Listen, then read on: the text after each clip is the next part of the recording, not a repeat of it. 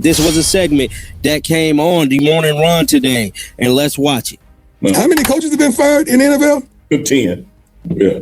I'm not going to get started with that situation. I'm not going to get started with that. It's my house. Yeah, I'm not going to get the house in crime. Make sure you ain't got nothing. Make sure you ain't got nothing around here. We have proof. That's what I'm talking about, baby. I still represent. I still love y'all. How many coaches have been fired in the NFL? So this was a segment that took place on the morning run today on the pregame show, and Coach Prime actually opened up, about that being his house. You guys don't know, it's an infamous clip that is from the 90s. The Coach Prime pretty much stamping Atlanta as the house he built. He was ultimately drafted by the Atlanta Falcons, I believe, in 88 or 89, something like that. But we know the Atlanta Falcons fans are not happy, bruh. That man, that guy, that myth, and that legend is the Atlanta Falcons head coach. Atlanta, what the fuck are y'all doing? What is this? Why? Deion Sanders just sent a message to everyone in Cleveland who's been lying about Shadur, and what he said without saying it tells you everything about what's really happening behind the scenes. Kevin Stefanski and Tommy Rees are gone, and Prime just made it clear he has receipts on everyone who tried to sabotage his son. But before we break down Deion's cryptic warning and what it means for Shadur's future, you need to understand 3 things. First, why Deion refused to talk about the coaching situation on air but made sure everyone knew he's watching. Second, why Kevin Stefanski taking Tommy Rees to Atlanta proves the sabotage conspiracy was real. And third, what Deion meant when he said, "That's my house," about the Falcons organization. Because Deion Sanders doesn't make empty threats. And everyone in Cleveland who spread lies about Shadur just got put on notice. Let's break down exactly what Prime said and why people should be worried. Deion Sanders appeared on a Colorado radio show this morning, and the hosts asked him about the 10 NFL coaching changes that just happened. They wanted his thoughts on Kevin Stefanski going to Atlanta as the Falcons' new head coach. And Deion's response was perfect. He said he's not going to get started with that situation. He said they have proof. He said Atlanta is still his house because he built that organization when he was drafted there in the late 80s. Those 3 statements tell you everything you need to know about what's coming. First, Deion saying he's not going to get started means he could get started. He has things to say. He has information. But he's choosing to stay quiet for now. That's a warning. That's Prime letting people know he knows what happened, and he's deciding whether to expose it publicly. Second, saying they have proof is the most important part. Proof of what? Proof of the sabotage. Proof of the lies. Proof of Kevin Stefanski and Tommy Rees intentionally undermining Shadur all season long. Think about what that means. Deion Sanders, one of the most connected people in football, is saying on record that he has evidence of what happened in Cleveland.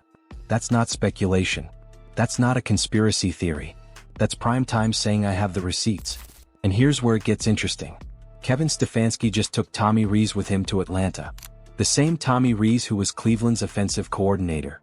The same Tommy Rees who got exposed for sabotaging Shadur with terrible play calling and the infamous wristband incident where they sent Shadur onto the field with the wrong plays. Stefanski bringing Rees to Atlanta proves they were working together. It proves their loyalty was to each other, not to developing Shedeur Sanders. And now they're both gone, both failed coaches running to another organization to try salvaging their careers. Atlanta Falcons fans are furious about this hire. Social media is exploding with angry reactions from people who can't believe their team hired Kevin Stefanski after watching him fail in Cleveland. They're calling it a disaster before it even starts. They're questioning ownership for making such an obviously bad decision. And Deion's sitting back watching it all unfold, knowing that Stefanski and Rees are taking their losing mentality to his old team. The team he built. The house that Prime constructed.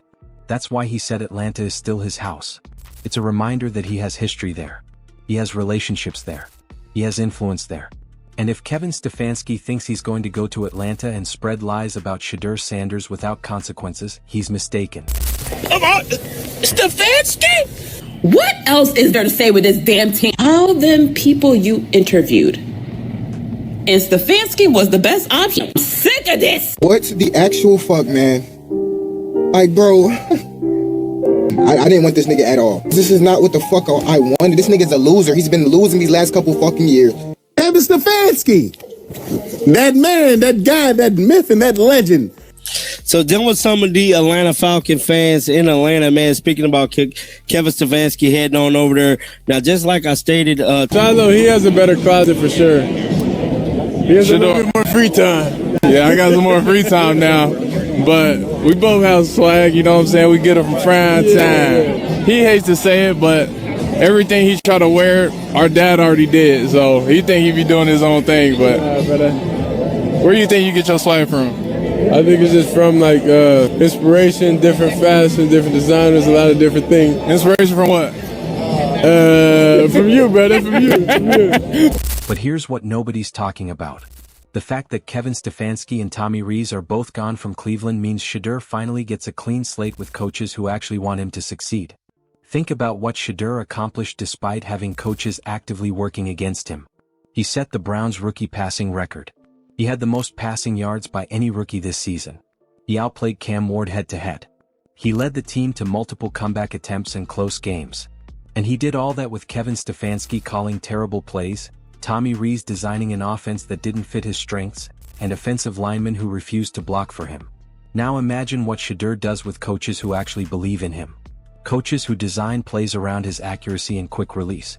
Coaches who protect him instead of exposing him. Coaches who develop him instead of sabotaging him. That's the future in Cleveland now that Stefanski and Rees are gone. And that's exactly why Deion made those comments. He knows his son is about to show the world what he's capable of when his own organization isn't undermining him. Deion saying they have proof is also a warning to everyone else in Cleveland who's been spreading lies about Shadur. The media members who called him a bust before he played a snap. The anonymous scouts who leaked negative reports about his attitude.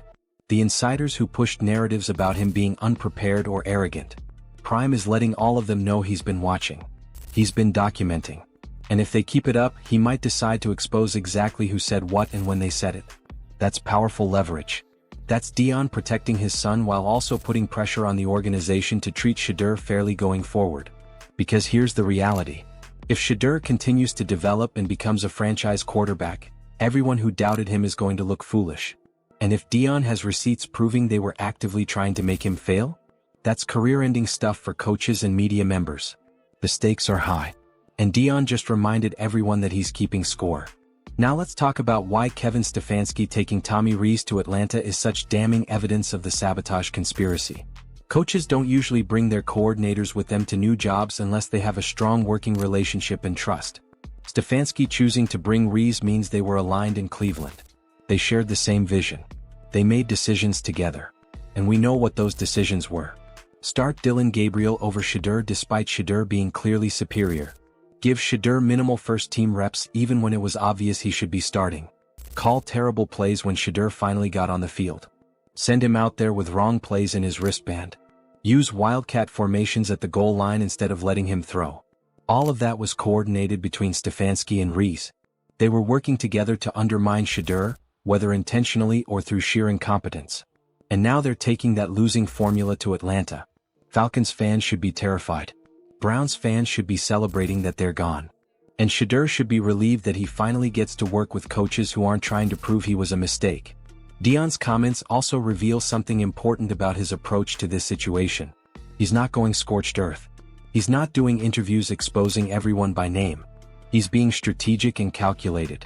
By saying he has proof but not releasing it, he's keeping the threat alive. He's making people in Cleveland nervous about what he might reveal. He's creating pressure for the organization to treat Shadur right or risk having their dirty laundry aired publicly. That's smart. That's protecting his son while also maintaining relationships in the league. Deion knows that going full attack mode could hurt Shadur's reputation or make teams hesitant to deal with the Sanders family in the future. So instead he drops hints. He makes cryptic comments. He lets people know he's watching and he has information. And that's often more effective than a full frontal assault. The other interesting part of Deion's appearance was seeing Shadur and Shiloh overseas at a fashion event in France. They're building their brands internationally. They're expanding their influence beyond just football. They're showing that the Sanders family is about more than what happens on the field. That matters because it demonstrates confidence and long-term thinking. Shadur isn't sitting around worrying about what Cleveland media says about him. He's out there living his life, building his brand and preparing for his second NFL season. That's the mentality of someone who knows their talent will eventually speak for itself. That's someone who's been raised by Deion Sanders and understands how to handle adversity and criticism. The fashion show appearance also showed the brotherhood between Shadur and Shiloh. They're supporting each other.